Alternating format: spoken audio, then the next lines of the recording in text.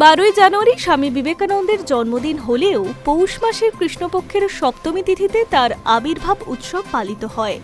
সেই মতোই শনিবার সকাল থেকেই বিশেষ পুজোপাঠ শুরু হয়েছে বেলুর মঠে।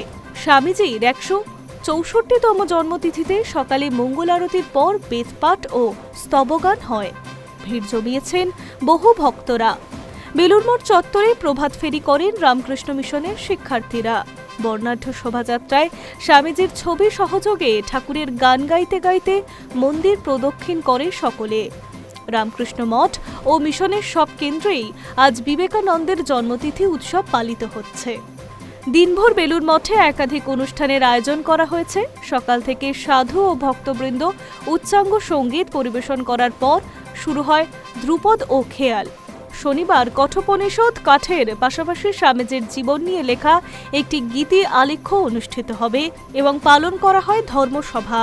বেলা 11টা থেকে সারদার সদাব্রত ভবনে বিনামূল্যে প্রসাদ বিতরণের ব্যবস্থা করা হয়েছে। কলকাতার সিমলা স্ট্রিটে বিবেকানন্দের জন্মভিটেতে চলছে বিশেষ পুজো। Hi news 24।